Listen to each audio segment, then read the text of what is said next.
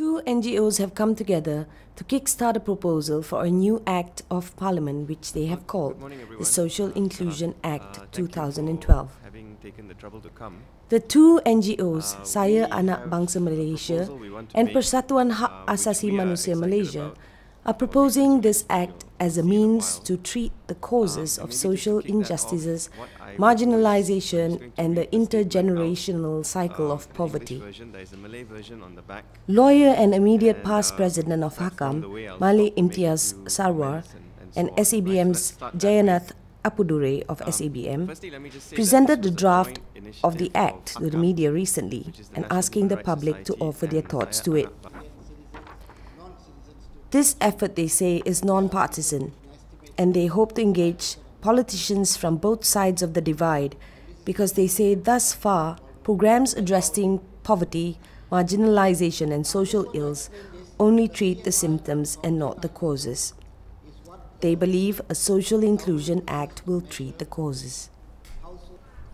All right, so why did we come up with this idea? I'm going to read the statement. The vision to achieve a just, equitable and inclusive society, we say, is enshrined in the Rukun Negara, proclaimed on the 31st of August, 1970. And we feel that almost 42 years on, we are far from realizing the vision set forth in that historic document, which we think is a blueprint.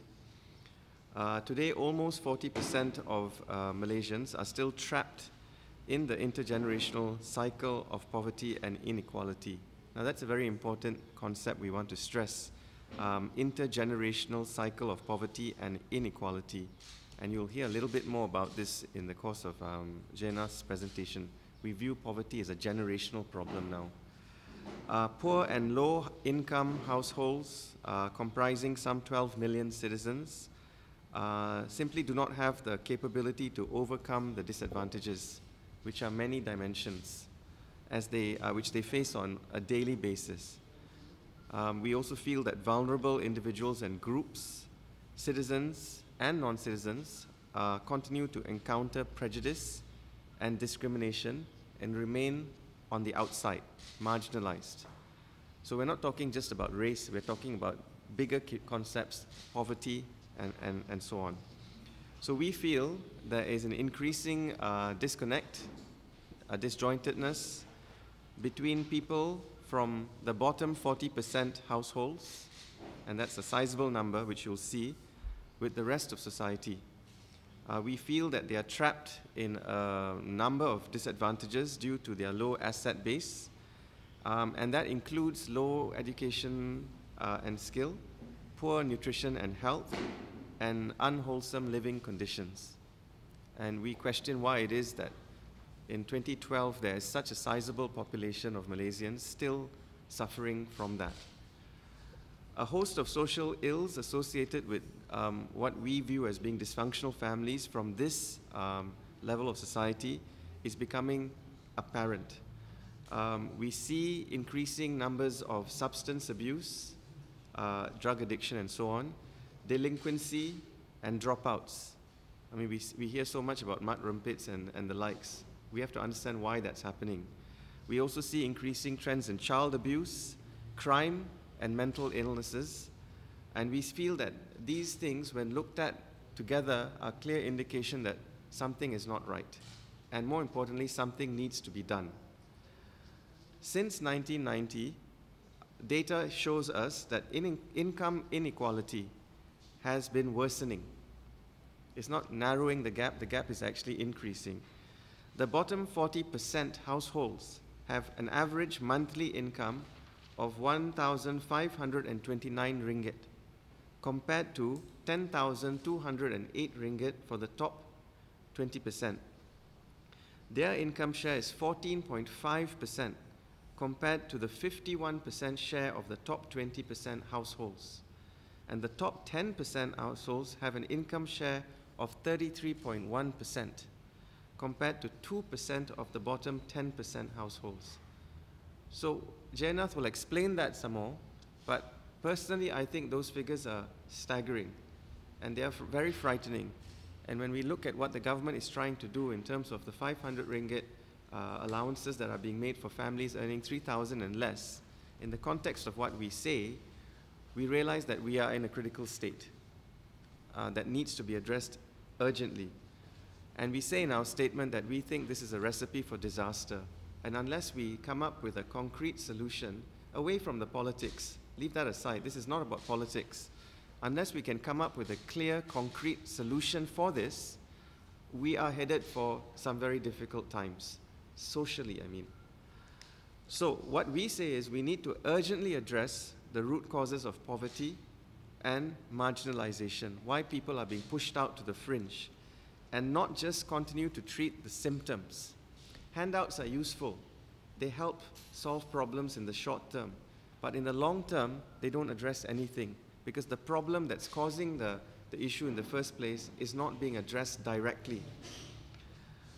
So this is the time we feel for all of us to come together as a nation to address the real issues of poverty and marginalization, and in a non-partisan manner. I stress again, non-partisan, meaning not political, and objective. Now, of course, I understand ultimately there has to be a political will to find a problem, but we feel the discussion can start here in an objective way. Let all Malaysians think about it and discuss what it is that we need to do, because if we don't address it, all of us are going to be affected one way or the other. So we feel that we need a new policy to look at the way things are, to develop a long-term solution, and more importantly, we need to unlock the linkage between race and ethnicity and poverty reduction. We need to look at poor people as poor people. We need to look at marginalized communities as communities that need help, regardless. But this doesn't mean we're trying to upset the constitutional structure or anything like that. You'll hear a little bit more about that. We just think we need to look at it objectively and fairly. So we need to policy planning, we need to look at the institutional delivery systems so that we can give power to the poor and marginalized communities to help them overcome the problems they are facing. They are us. We need to give them the means to help themselves in as much as we need to help them. So in this regard, we are very happy to present to you today for discussion something we've called tentatively as the Social Inclusion Act, which is actually a draft bill. Under this act, we propose the establishment of a commission, which we tentatively call the Social Inclusion Commission, which we say should answer directly to Parliament. The commission would be mandated, we feel, to have oversight over all matters of poverty reduction, affirmative action, and social inclusiveness. And this is important, by reference to and not to the exclusion of Article 153, which we will talk about. We feel Article 153 can be used in a way that's constructive, that will not in any way prejudice or jeopardize any particular interest groups. And we think that that would be a strong point to start from as we move forward, if we are serious about tackling this problem. And of course, we take this opportunity to call upon all parties, political parties from both sides, as well as civil society actors, to take a look at this proposed legislation we're putting forward today, to see whether or not we can actually come up with a solution that's workable for everyone. This is not about politics, I say that again. This is not about self-interest. This is about developing a solution that we hope one day will lead us into the kind of progressive society that we all say we want. Just to end this on this note, after today, what we aim to do is to actually have a dialogue with all political parties. We will have a session with them where we'll present, well, when I say all, as many as who are willing to turn up to listen to us and talk to us, but it'll be from both sides with no bias towards one side or the other. What we're hoping is to actually start a discussion, and we're hoping that the politicians will be able to take it up, adopt some form of the idea, we hope most of it, if that's possible, and take it further.